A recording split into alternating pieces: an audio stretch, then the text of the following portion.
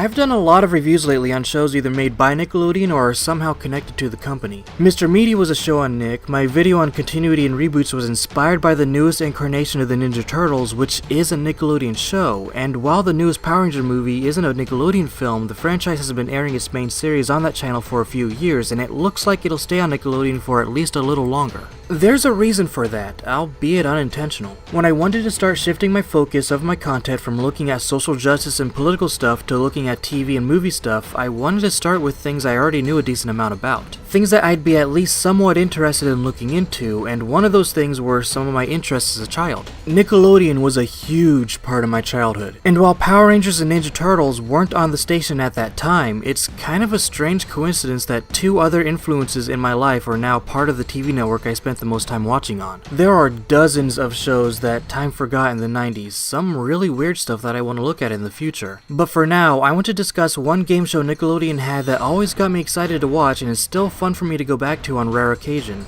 Legends of the Hidden Temple. For those who aren't familiar with the show, it was an Indiana Jones-esque adventure game show where children are split in 6 teams of 2 and compete in various physical and mental challenges, all to find the treasure of the week and win amazing prizes. But watch out for those temple guards. Not gonna lie, when I was little, these guys scared the crap out of me.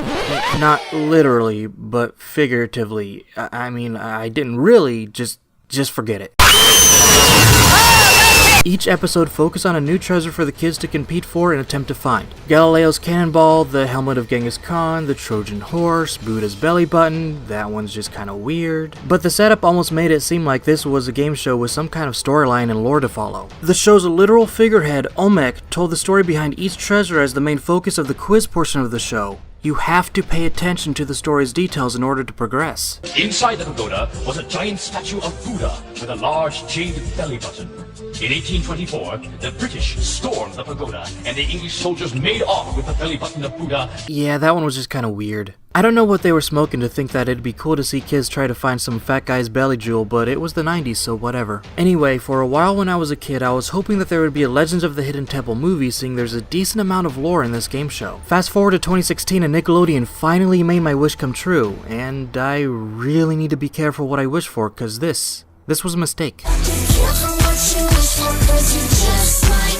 After a brief title screen slightly reminiscent of the show's intro, we are thrown into an equally brief introduction to the movie's cast. One of the characters is Sadie, who's forced to babysit her 2 younger brothers, Noah and Dudley.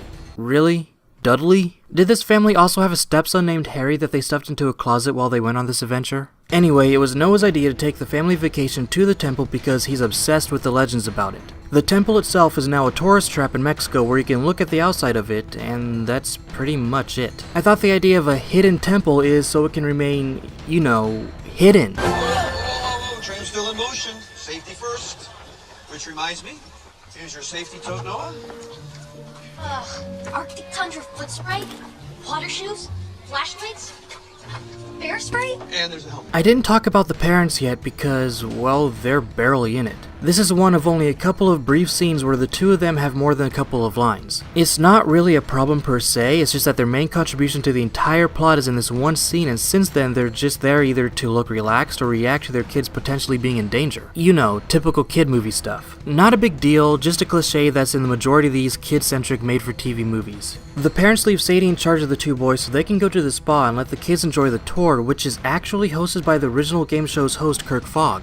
Nice touch. Unfortunately, the tour, unlike the game show, is really lame. These doors can only be opened with the magical pendant of light. But you're in luck, because I happen to have some right here. Come and get them. Woo! Pot of gold. All right. Thank you very much. Let's take a break. When we come back, we'll pick up right where we left off. I mean, think about it. You spend money on a trip to Mexico so you can spend more money on a tour of a big Mayan temple only to find you can only see the outside of it as no one is allowed to enter it. But at least you get techie trinkets, so it's not all bad, right? Adventurous. Really. Try boring. Noah then talks to Kirk about going inside the temple, and it was then revealed that a few researchers have gone in but never came out because it's cursed, so it's closed to the public for safety reasons. After that, the conversation awkwardly shifts to the fake pendants of life that Kirk made for the tourists. Did you also know that this half represents Olmec's evil son, Thak, and this half represents his good son, Zuma. Wait, Olmec has kids? I'd hate to see who the mother was. The conversation goes on when it's revealed that Kirk did go into the temple briefly but escaped with a map that he decided to give to this kid he never met before because they have the same common interest? I mean, I get showing Noah the map but outright giving it to him? Oh well, it's not like Noah wants to try and break the curse, so wait, he does, doesn't he? Sadie finds out Noah is trying to enter the temple, so she confronts him, which leads to the obligatory cliche of all the kids being thrown into the adventure. I'm in charge. I'm sorry, but what I say goes. And this time, I'm putting my foot down. Or in this case, dropped. Oh, and look, there's a green monkey. Because references. Relax. He was introducing himself. His name is Mikey. Dudley, you can't speak monkey. Actually, I can. Since when? There's no indication of that since the start of the movie. So we're just supposed to accept that he's a junior Dr. Dolittle or something? The only language I refuse to learn is Snake. Because snakes scare me more than anything else on the planet.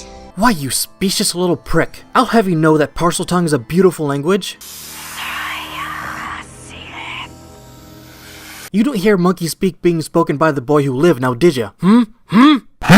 So the kids wander around this room for a bit, trying to find a way out when they uncover the keeper of the temple, Olmec, who is voiced by the same guy who portrayed the character in the game show. I am Olmec, keeper of the temple. As in, King Olmec? I was. Origin story time! I'll just briefly go over this to try and avoid copyright issues, though unlike the stories told about all the treasures in the game show, Olmec's own lore is pretty cliched, and I'm starting to sense a pattern with this movie. Basically, Olmec was once king of his people, not a literal statuesque figurehead. He had two sons, one is evil and the other is good, because that's never been done in film before. Olmec was going to pass on the kingdom to the good son, Zuma, and hand him the Pendant of Life, which is the MacGuffin of the movie. The pendant is supposed to hold a special magic to be used for either good or evil, but of course the evil son, Thak, betrayed the kingdom because he wanted that power for himself. The pendant broke in half, there was some kind of chase, and Olmec decided it was better to protect the kingdom by turning everyone into stone. You know, that old chestnut. I'm pretty sure there could have been better options than that, to be honest. He essentially ended his civilization to protect it. A little counterintuitive, really. If you are to bring my people back to life, you must retrieve the Pendant of Life from the temple and place it where my heart once was. But beware, the temple is made up of hundreds of dangerous rooms. A single error could lead to death. But if they make it back to Olmec within 3 minutes, they win a fabulous prize. You're both going to go on a fantastic trip to the Bahamas! So after a lengthy argument about whether or not to turn back before it's too late, Noah rejects Sadie's pleas to leave and passes through a magic barrier, trapping him in the temple. Sadie and Dudley fall behind, literally, and the quest begins. However, nothing of importance happens, just some filler action that involves them doing things like swinging across a cavern Star Wars style, but instead of succeeding they fall into a pit with booby traps and a red mountain lion, I mean jaguar. You said traps! Though you know, the movie gives no explanation as to why these animals have these strange colorations. I get that they're referencing the team names from the show, but they explain some of the other weirdness like why Olmec is a stony Zordon knockoff, so why not say why these animals aren't normal looking? They could have just said that the magic that turned everyone into stone also messed with the wildlife in weird ways. It'd be vague, but I'd accept that. Sorry I went off on a bit of a tangent there, it's just a pet peeve of mine when weird details aren't explained at all. So after some more exciting shenanigans, the group runs into another unexplained reference and enter the throne room where they find one half of the Pendant of Life but accidentally releases the film villain, Thak, who apparently doesn't have the power of Juju anymore. He does have the temple guards though, and they chase the children because that's pretty much all they do here. You know, the temple guards used to be somewhat intimidating in the show, but that's because they were a cheap Five Nights at Freddy's jump scare at the time when your adrenaline was at a high point. You're either excited as a viewer to cheer the kids on, or you were a contestant and trying to win. Time and the temple guards were the only thing in your way. In the movie, there's no real adrenaline rush. They don't pop out of nowhere and try to scare you. They just walk up to the kids and start chasing. A jump scare may be cliched, but this movie is one huge cliche, so why not add one more just so the villains are more intimidating? But instead, these temple guards chase the children outside of the temple and... wait, outside? Wait a minute. We're outside now. Can't we just leave the temple? Look! That purple parrot's literally just flying away. So they have to cross a moat using a raft they found at random because more references, this time to the first round of the game show, and the Thak and temple guards Language! do some more chasing because that's really all they're gonna do in this movie. And if that's all they're gonna do, you might as well make it funny while you're at it. They can swim! Oh, never mind. They can't swim. The main villain then tries to cross the moat when another unexplained weird animal, this time being a blue barracuda, decides it wants him with Thak's thickness and drags him underwater and down a giant waterfall. You know. What is this place? I don't know. Gross!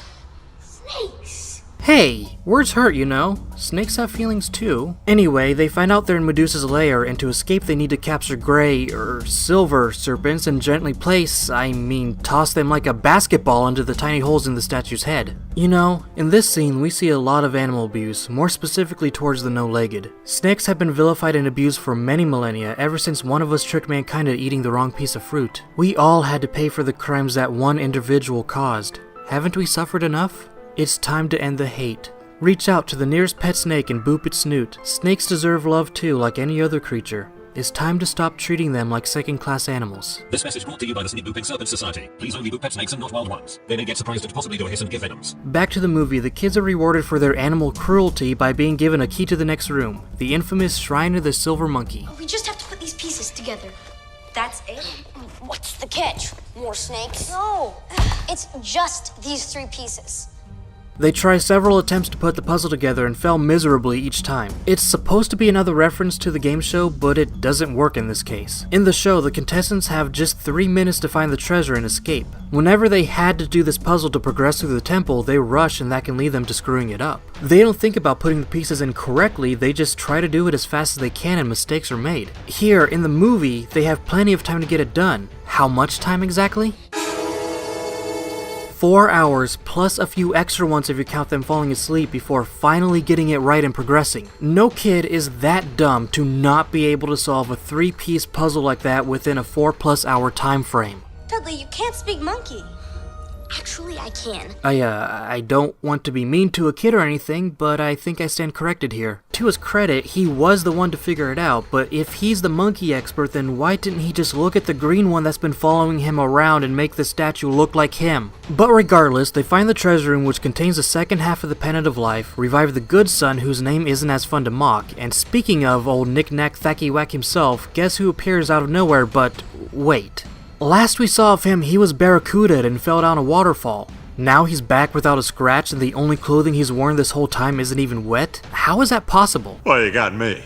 By all accounts, it doesn't make sense. Oh, and I probably should mention what the parents are up to while the main plot progressed. But honestly, not much, or at least not anything that has any impact to the story. I guess it's to show that they're not horrible parents and they actually care about the safety of their kids. They complain to Kirk Fogg in one scene, then to the Mexican police, and finally they have concerns over the police bringing in a bomb expert to blow up the entrance despite literally seeing the magic barrier repel their previous attempts with a jackhammer. Anyway, as the bomb's timer ticks down, Noah puts the pieces of the pendant together and there's one final chase scene where the villain falls down the Red Jaguar's pit and becomes a bedtime thack for the animal. And of course, Noah returns the pendant to Olmec just in time and frees everyone, except Olmec. Olmec, why are you still... When I turned my people to stone, I made the ultimate sacrifice. This is who I am now, the eternal guardian of the hidden temple. So that was explained, but they refused to mention why the animals look different than they naturally do, except for the orange iguana and the not silver but actually gray serpents, which can be found in real life either in the wild or in a pet store. All that's left is Olmec's people celebrating not being made of rocks and Kirk Fogg failing at the silver monkey puzzle, you know, because it was so funny the first time. Not right, is it? And that's the Legends of the Hidden Temple movie. Honestly, I'm really confused by it. It's a movie filled almost too much with nostalgic references to the game show in the 90s, but the movie itself was aimed for young kids. Who was this movie for? The adults in their late 20s, early 30s who'd get and somewhat appreciate all the references, or their kids who'd probably enjoy a basic action movie aimed for them but won't understand any of the details and throwbacks to the game show their parents enjoyed. It's like no one could decide which audience to cater to, so they tried both at the same time. Its main audience being kids by making a fun movie while simultaneously trying to get the parents excited by throwing dozens of references to them without rhyme or reason, but the end result just has me confused on how to feel. On one hand, I enjoy the fact that Nickelodeon made this movie, and I can appreciate their attempts to toss nostalgia my way like a kid tossing a snake into a statue, but I think this is a case of something that should have been made earlier or not at all. It doesn't have enough substance to be a memorable kids movie, and the way it was written and directed, it won't appeal to the adults. But I've talked enough, and I want to know your thoughts. Though for right now, I'm gonna head on out before a temple guard hears that I gave this movie a negative review and